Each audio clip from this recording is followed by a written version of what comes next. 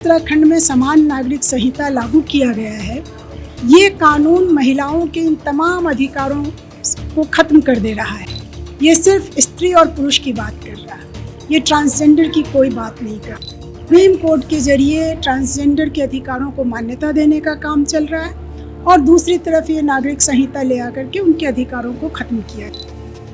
अखिल भारतीय प्रगतिशील महिला संगठन ने आज गांधी संग्रहालय में यहाँ बैठक किया है, जहाँ सीधे तौर पर महिला और ट्रांसजेंडर के अधिकार को लेकर के सरकार से यह मांग किया है कि जिस तरीके से उत्तराखंड में जो कानून लाया गया है, कहीं ना कहीं महिलाओं के अधिकार को छीनने का जो है काम किया गया है और इसमें ट्रांसजेंडर भी आते हैं, लेकिन उनमें ट्रांसजेंडर का नाम नहीं है। इस तरीके से करके जो कानून लाया गया है कि इसका हम विरोध करते हैं। देखिए, सुनिए क्या कुछ कह रही हैं जो एपवा के जो अध्यक्ष हैं, उनके द्वारा क्या कहा गया है। आज यहाँ महिलाओं की एक बड़ी विचार गोष्ठी थी और उसमें हम लोगों ने जो बातचीत की कि हमारा संविधान, देश का जो हमारा संविधान है, ये महिलाओं को बराबरी का अधिकार देता है।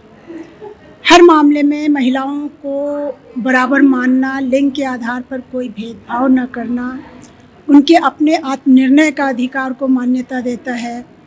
एक नागरिक अधिकार जो होती है कि आत्मसम्मान के साथ, गरिमा के साथ आप जीवन जी सकें, आपके अपने जीवन के बारे में आप अपनी गोपनीयता को बहाल रख सकें, ये तमाम अधिकार हमारे संविधान में विभिन्न अनुच्छेदों में वर्णित है।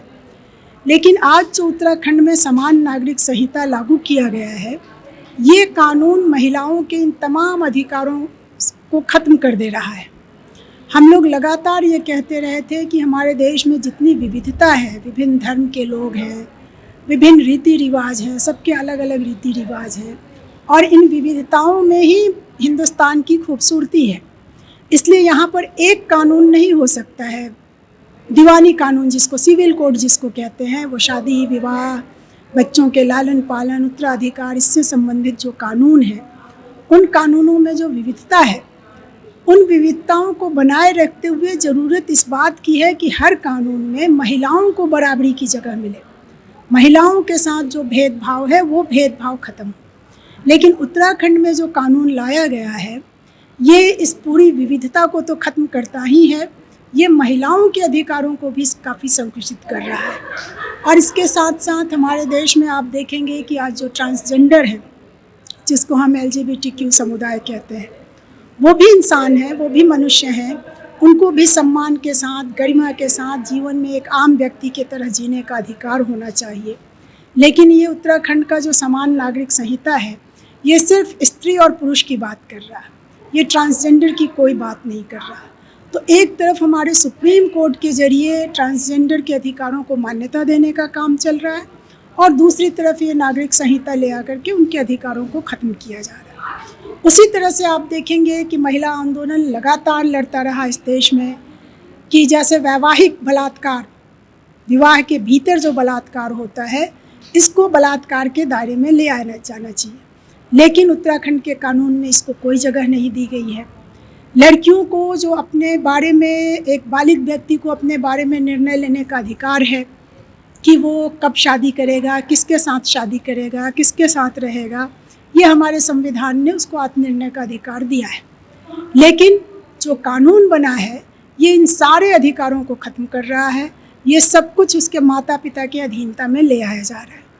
इसी तरीके से जो अंतर्जातीय शादियां होती हैं, जो अंतर्धार्मिक शादियां होती हैं, उनको भी रोकने की कोशिश इस कानून में किया गया है। तो इसलिए हम लोग मानते हैं कि उत्तराखंड का जो समान नागरिक संहिता है, ये हमारे देश के संविधान के खिलाफ है, संविधान के से जो अधिकार मिले हैं उसके खिलाफ है। इसलिए हम लोग इस कानून का विरोध कर रहे हैं और सरकार से मांग कर रहे हैं कि इस कानून को निरस्त करें। मीना तिवारी, राष्ट्रीय महासचिव एपवा।